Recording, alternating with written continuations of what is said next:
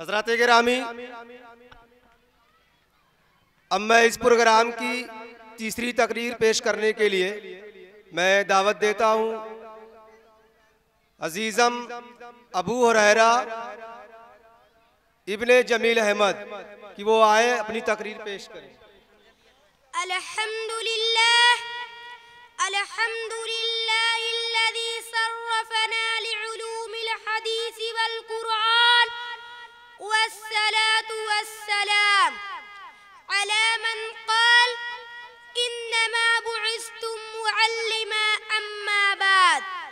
فأعوذ بالله من الشيطان الرجيم بسم الله الرحمن الرحيم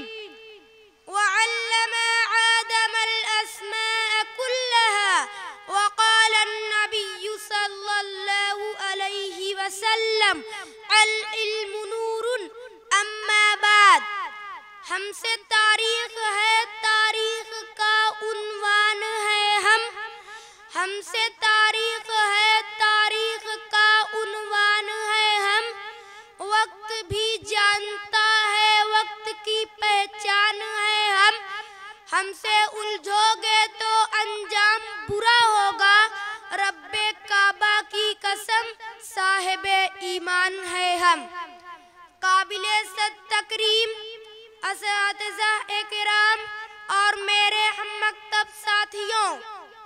اس امت کی رہبری اور رہنمائی کے لیے جو پہلا مدرسہ قائم ہوا وہ غار حرا تھا، جس کے معلم اول رب کائنات، متعلم اول رحمت کائنات، واسطہ اول جبرائیل امین، اول کتاب قرآن کریم اور مخاطبین اولین صحابہ اکرام کی جماعت تھی۔ سامعین محترم، لوگوں کا عام خیال یہ ہے کہ مدرسہ ایک مخصوص چہار دیواری کا نام ہے، مدرسہ پرسکون ہاسٹل اور دلکشش درسگاہوں کا نام ہے۔ مدرسہ اس لیے وہ یہ سمجھ بیٹھے ہیں کہ اگر مدرسہ کی عمارت کو گرا دیا جائے تو مدرسہ ختم ہو جائے گا، لیکن میں اس پر آپ کی پرزور تردید کرتا ہوں۔ سامعین محترم، مدرسہ فلک دوز عمارت کا نام نہیں، اگر ایسا ہوتا تو ہم اس شاندار سے چبوترا کو مدرسہ نہ کہہ سکتے، جہاں بیٹھ کر تعلیم حاصل کرنے والے کو اصحاب صفہ کے نام سے یاد کیا جاتا ہے۔ اگر ایسا ہوتا تو ہم دیوبند نیوا کے شجر کے اس سائے کو مدرسہ نہ کہہ سکتے، جہاں محمود نامی استاذ نے محمود نامی شاگرد کو تعلیم دے کر ہزاروں مدرسوں کی بنیاد رکھی تھی۔ تو پھر آپ مجھ سے پوچھ سکتے ہیں کہ اگر ان چیزوں کا نام مدرسہ نہیں تو مدرسہ کیا ہے؟ تو میں عرض کرتا ہوں، مدرسہ وہ جگہ ہے جہاں انسان کو انسان بننے کی تعلیم دی جاتی ہے، جہاں اسے زندگی گزارنے کا ڈھنگ سکھایا جاتا ہے، جہاں اسے علم کی شمع اس کے سینے میں روشن کی جاتی ہے،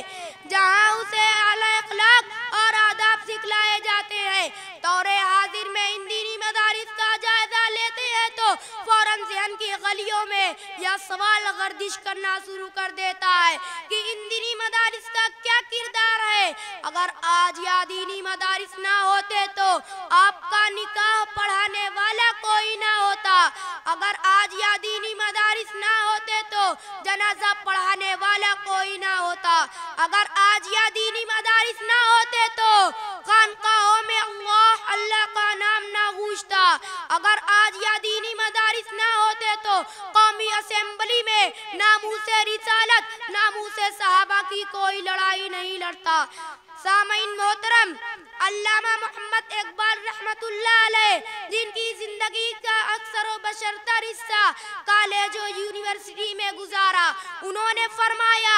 ان مکتبوں کو اسی حالت میں رہنے دو، غریب مسلمانوں کے بچوں کو انہی مدارس میں پڑھنے دو، اگر یا ملا اور مدارس نہ رہے تو جانتے ہو کیا ہوگا؟ جو کچھ ہوگا اسے میں اپنی آنکھوں سے دیکھ آیا ہوں۔ اگر آج بر صغیر کے مسلمان ان مدرسوں کے اثر سے محروم ہو گئے تو بالکل اسی طرح ہوگا جس طرح اندلس میں ہوا۔ آج کرناٹک اور کردوا کے قندال کے نشانات کے سوا اسلام کی تحریک کا کوئی نشان نہیں ملتا۔ علامہ محمد اقبال رحمت اللہ علیہ فرماتے ہیں، اللہ سے کرے دور تو وہ تعلیم بھی فتنہ، املاک بھی، اولاد بھی، جہانگیر بھی فتنہ، نہ حق کے لیے اٹھے تو شمشیر بھی فتنہ، شمشیر بھی کیا نعرہ تکبیر بھی فتنہ، وما علینا الا البلاغ۔